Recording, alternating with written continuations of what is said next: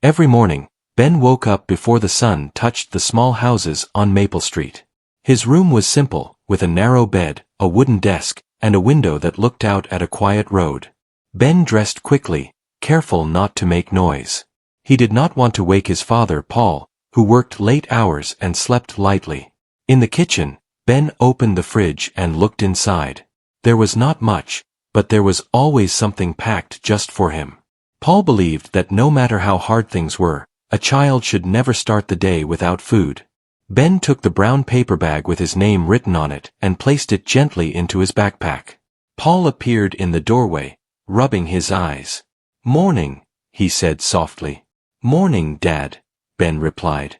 Paul poured coffee into a chipped mug and watched his son carefully. Ben was small for his age, thin but bright-eyed. He had a quiet way about him, the kind that came from listening more than speaking. "You eat your lunch today," Paul said, trying to sound casual. Ben nodded. "I will." Paul did not notice the slight pause before the answer. Ben slung his backpack over his shoulder and stepped outside, walking toward the bus stop as the sky slowly brightened. School was not far, but to Ben it felt like another world. The building was old, with long hallways that echoed when students walked too fast. His classroom smelled of chalk and paper. At the front stood Mrs. Gray, his teacher. She was strict and spoke in a sharp voice that made many students sit straighter. Ben took his seat near the window. He liked watching the trees move outside. It helped him feel calm. When lunchtime arrived, the room filled with excitement. Students reached into their bags, pulling out food and laughing. Ben waited until most of them had started eating. He always did. Mrs. Gray walked between the desks, her shoes clicking against the floor. When she reached Ben's desk, she stopped. "Ben," she said. "You know the rule." Ben lowered his eyes. He slowly opened his backpack and took out the brown bag. He held it out with both hands. Mrs. Gray took it without a word and walked to her desk. She placed the bag beside her own things and sat down. Ben watched as she opened it and began eating. This was not the first time. It had been happening for weeks. Ben sat quietly, his stomach tight. He did not complain. He did not cry. He had learned that silence kept him out of trouble. Across the room, another boy whispered, "Why does she take yours?" Ben shrugged and stared at his desk. When the bell rang, Mrs. Gray stood and told everyone to clean up. She handed Ben the empty bag. "You can throw this away," she said. "Yes, ma'am," Ben replied. After school, Ben walked home alone. His backpack felt lighter, and not just because the lunch was gone. He moved slowly, dragging his shoes along the sidewalk. Paul was waiting at the table when Ben came in. "How was school?" he asked. "It was okay," Ben said. Paul watched him carefully. "Did you eat your lunch?" Ben hesitated. He did not like lying, but he did not want to cause trouble either. "I wasn't very hungry," he said. Paul nodded, but something did not sit right. He had noticed changes. Ben was quieter. His clothes seemed looser. Some nights, Ben went to bed early without asking for a snack, which was unusual. Over the next few days, the pattern continued. Each morning, Paul packed a lunch. Each afternoon, Ben came home with an empty stomach and the same calm answer. One evening, Paul was washing dishes when he noticed the lunch bags in the trash. They were always empty, but not torn or crumpled the way Ben usually did after eating. Paul dried his hands and sat down. "Ben," he said gently, "come here." Ben sat across from him, his hands folded. "Tell me the truth," Paul said. "What's happening with your lunch?" Ben stared at the table. The room was quiet except for the ticking clock. Finally, he spoke. "My teacher takes it," he said softly. Paul felt his chest tighten. "Takes it," he repeated. "She says it's against the rules," Ben said. "She eats it." Paul leaned back, anger rising but carefully held in place. "Every day." Ben nodded. "She says I should be grateful." Paul closed his eyes for a moment. He did not want Ben to see his anger. "Why didn't you tell me sooner?" "I didn't want to get in trouble," Ben said. Paul reached across the table and placed his hand over Ben's. "You are not in trouble," he said. "Not ever for telling the truth." That night, Paul did not sleep much.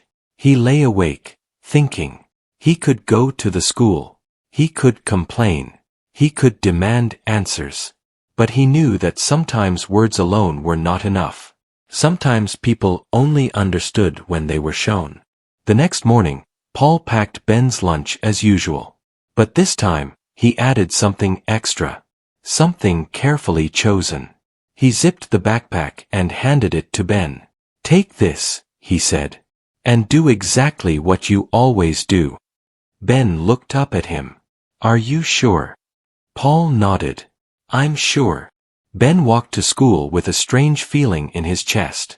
He did not know what his father had put in the bag, but he trusted him. When lunchtime came, Mrs. Gray walked the rows again. She stopped at Ben's desk. "Lunch," she said. Ben reached into his backpack and pulled out the bag. His hands shook just a little as he handed it over. Mrs. Gray smiled thinly and returned to her desk.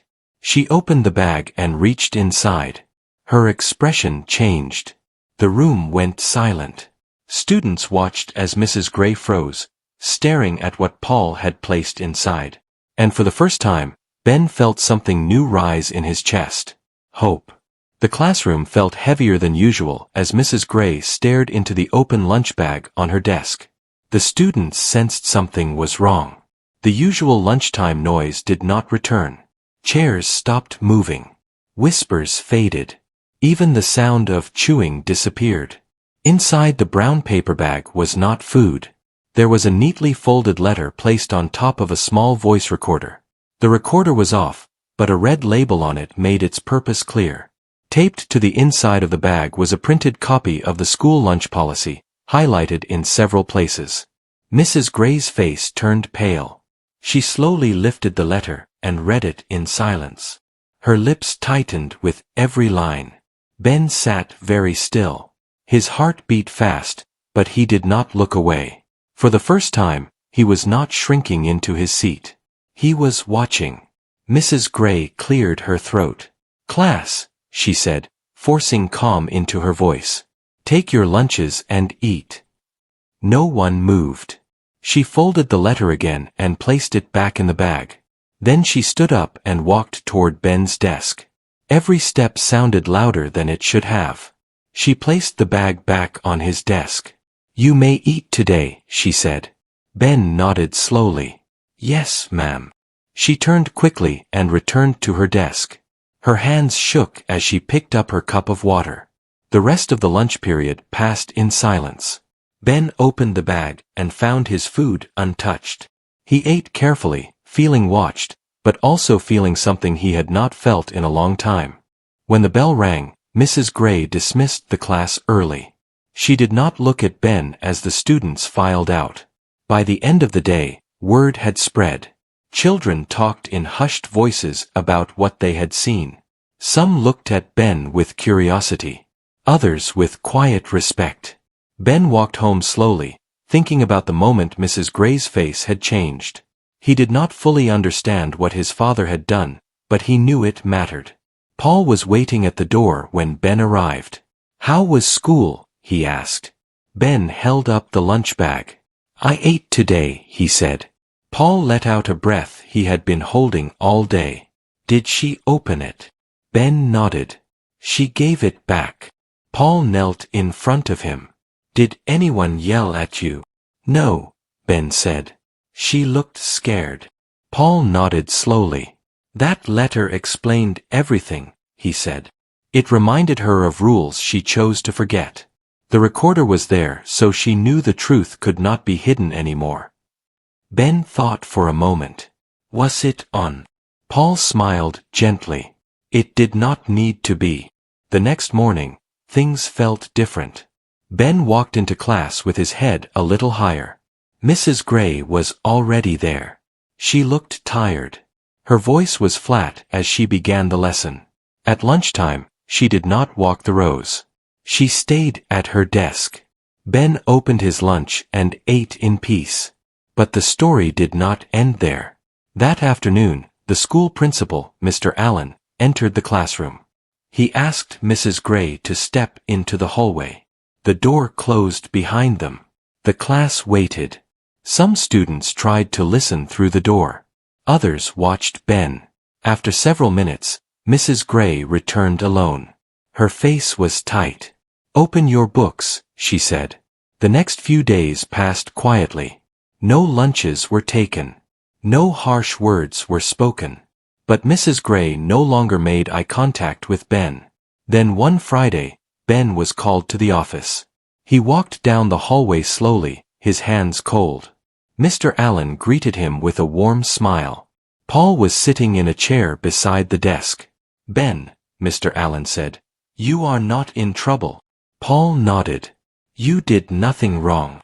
Mr. Allen folded his hands. "We reviewed a concern about lunchtime behavior. Thank you for being honest." Ben nodded, unsure what to say. "You can go back to class," Mr. Allen said. "And if anything ever feels wrong again, you speak up." Ben returned to class feeling lighter. That evening, Paul received a phone call. He listened quietly, then thanked the caller and hung up. "She will not be teaching your class anymore," Paul told Ben. Ben looked up. "Is she in trouble?" "She is being held responsible," Paul said. "That matters." Weeks passed. A new teacher arrived, Ms. Reed, who greeted students with a smile and asked about their favorite foods. She never touched a child's lunch except to help open a container. Ben began to laugh more. He grew stronger. His shoulders straightened. His silence faded. One evening, as Paul packed lunch, Ben watched him. "Why did you not go to the school first?" Ben asked. Paul smiled. "Sometimes people listen only when the truth is placed right in front of them."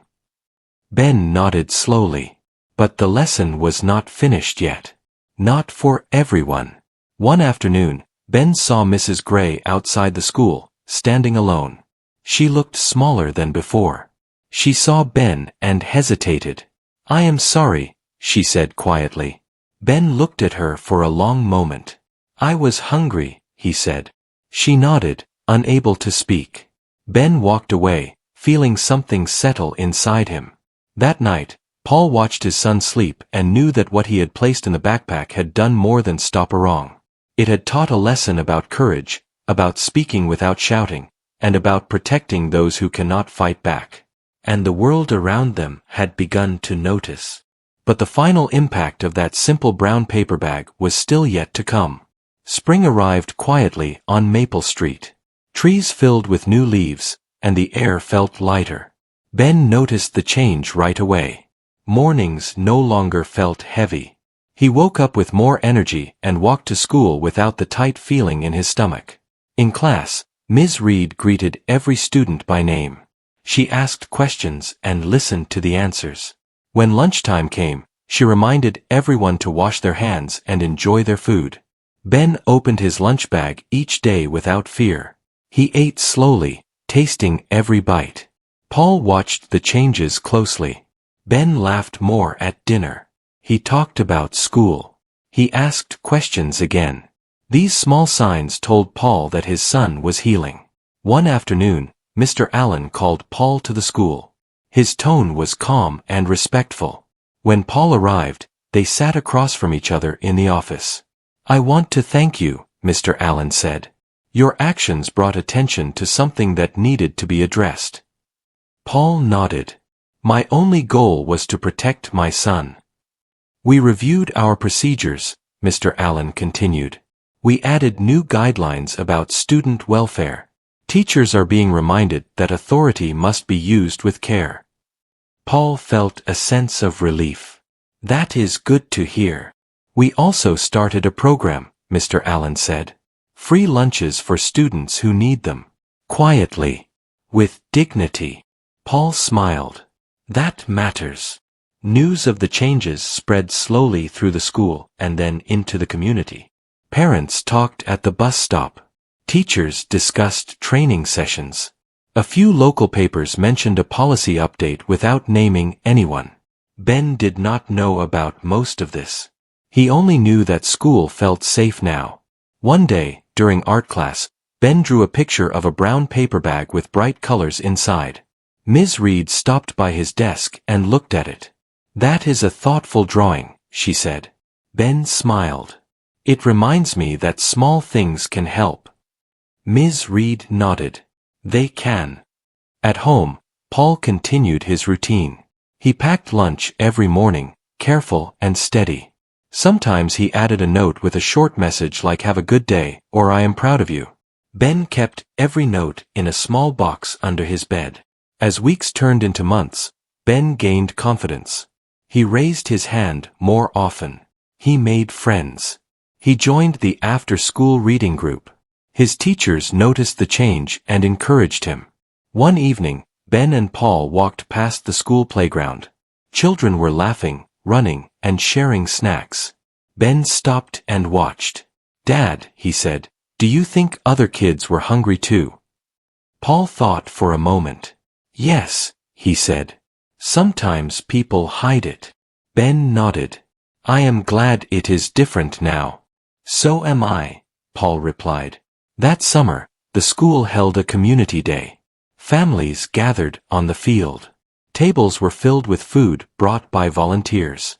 Teachers smiled and talked with parents. Mr. Allen gave a short speech about kindness and responsibility. Ben stood beside Paul, holding a small plate. He looked around and felt a sense of belonging. Later that day, a woman approached Paul. She introduced herself as a parent from another class. "I heard about what happened," she said quietly. "Thank you for speaking up. My child is doing better because of the changes." Paul felt humbled. "I did what any parent would do." She shook her head. "Not everyone does." As the sun set, Ben sat on the grass, tired but happy. Paul watched him and felt a deep sense of peace. Months later, the new school year began. Ben entered the next grade with confidence. He carried his backpack proudly. Inside was his lunch, a notebook, and a small reminder of what had changed him. One afternoon, Ms. Reed asked the class to write about something important they had learned. Ben thought carefully. He wrote about fairness, about speaking up, and about how care can change lives. When Ms. Reed read his paper, she paused and smiled. That evening, Paul and Ben sat on the porch. The sky was clear, and the air was cool. "Dad," Ben said, "were you scared when you put that thing in my bag?" Paul nodded. "Yes. But being scared does not mean you do nothing." Ben leaned against him. "I want to be brave like that." Paul placed an arm around his son. "You already are." Across town, the school continued to improve. Training sessions became regular. Teachers learned to listen more closely. Students felt safer speaking up. The brown paper bag was never mentioned again, but its lesson remained. Years later, Ben would remember that time not with fear, but with understanding. He would remember how one choice changed many paths. And it all began with a father who listened, a child who trusted, and a simple bag that carried the truth. The story did not end with punishment or anger. It ended with growth, with care, and with a quiet promise that what happened would not be repeated. Sometimes the strongest lessons arrive without noise. Sometimes they arrive in the simplest form, placed carefully where they cannot be ignored. And sometimes, they change everything.